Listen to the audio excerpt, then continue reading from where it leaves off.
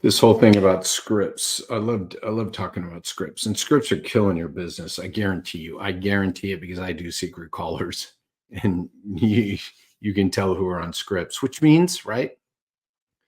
This is what baffles me about scripts. You call somewhere, pick a place you hate to call. Verizon, there's all kinds of places. Your bank, right?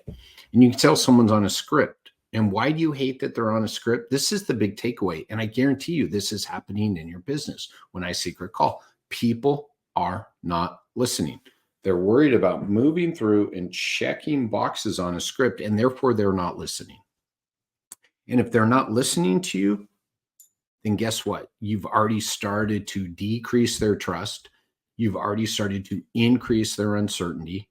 You've already started to increase their fear and doubt that you're just like everybody else and you're just like the last place they had a bad experience, right? Right? We've got to get away from the scripts. Now, it doesn't mean, right, we don't have data collect.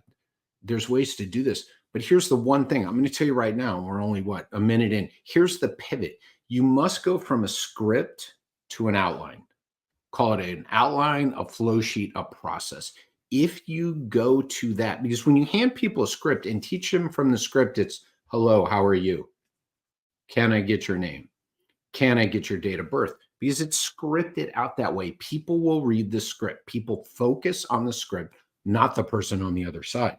The cool thing about the 5-step process that I put together, number one is you have to acknowledge. Number two, you find their problem to be solved. So you can hear those are questions that need to be answered.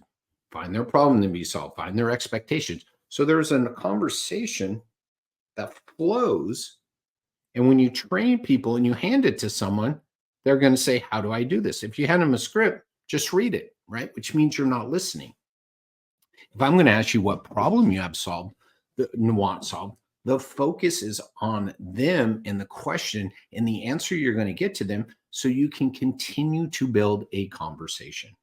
So the reason scripts are killing your business is because people are asking questions and not listening. They're worried about checking boxes, right? Can I get your name? Jerry. Great.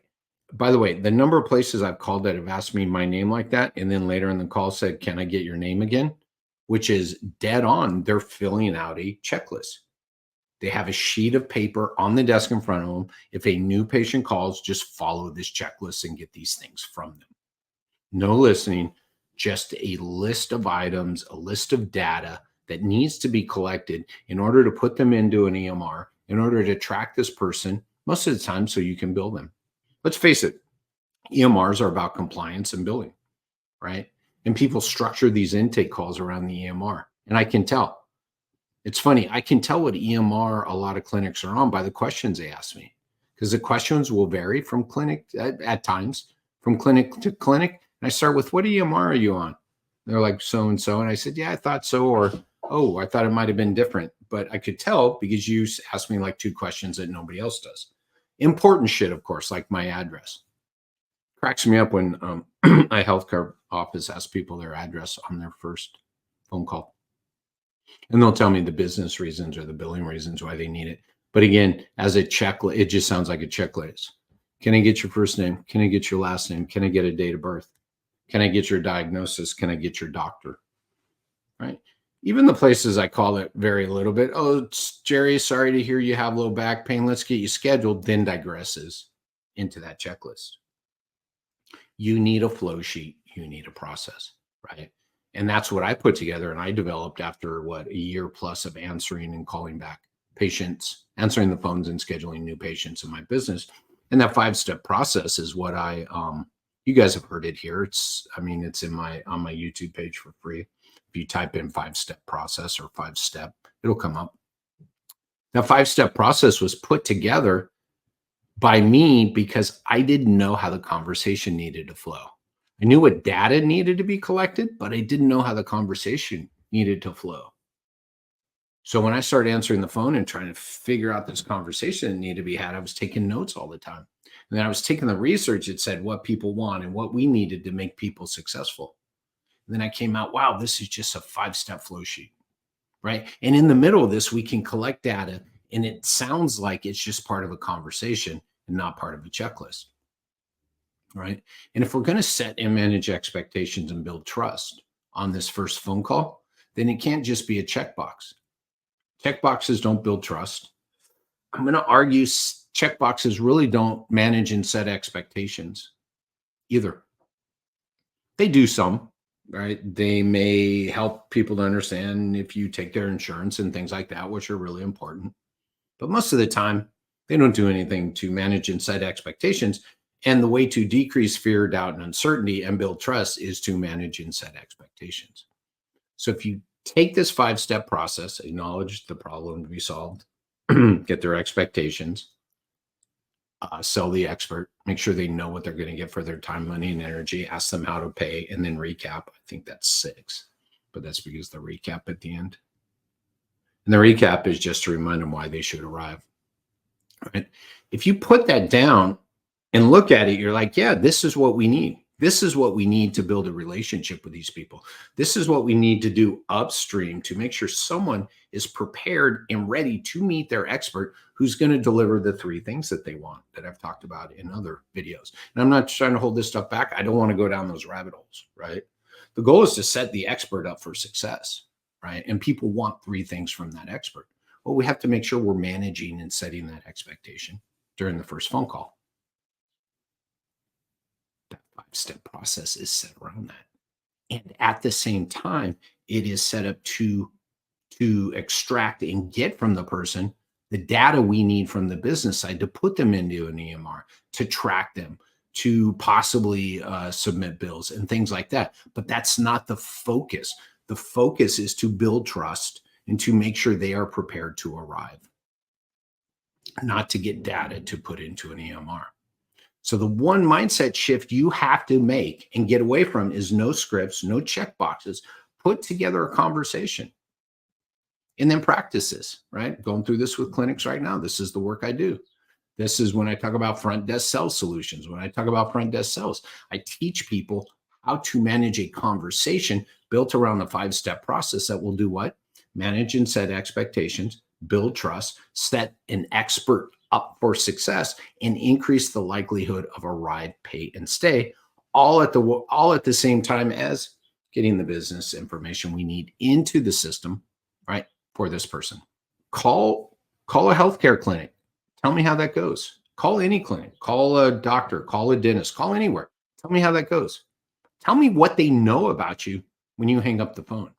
I guarantee you, you call one of the clinics I've trained, what they're going to know about you is your problem to be solved, what your expectations are. What you're going to know is your expert's name. You're going to know what you're going to get for your time, money, and energy during that first visit with that expert. And no, this phone call does not go any longer. This cracks me up all the time. Jerry, your process is going to take forever. And I'm like, you've never called clinics. I've been on the phone 8-10 minutes with clinics who know nothing about me, just going through the check boxes. So no, this process does not take longer. It does at the beginning. It's a learning curve. It's just like anything else. It's like learning golf. It's like learning baseball, how to throw a baseball. Okay. It doesn't take longer. It takes repetition. It takes commitment, but yet it's just a conversation to do what? To manage and set expectations, to build trust, and to decrease fear, doubt, and uncertainty. To do what? To increase the likelihood of arrival, pay, and stay. And then what's that mean? A completed course of care. What's that mean? Patient success. Patient success starts at the first phone call with a 5-step process, right? You can systematize this. You can systematize patient success throughout their whole journey if we understand it this way. So get away from the script, get the 5-step process. If you want it, reach out to me. I've got it. I told you what it was, but I'll send you a sheet with some little notes in there, a little breakdown. Because then you've got to commit to sitting with your front desk and working on the conversation. If you hand it to someone, it's going to be awkward and they're going to hate you. If you've been having them read off a script and now you give them this process, they're going to go, this is too hard. You know, it's interesting. I got some feedback yesterday. People don't want to have this conversation, Jerry. I'm like, tell me why. I'm like, when's the last time you called your doctor's office and they made you slow down and share what you really needed from them rather than your diagnosis?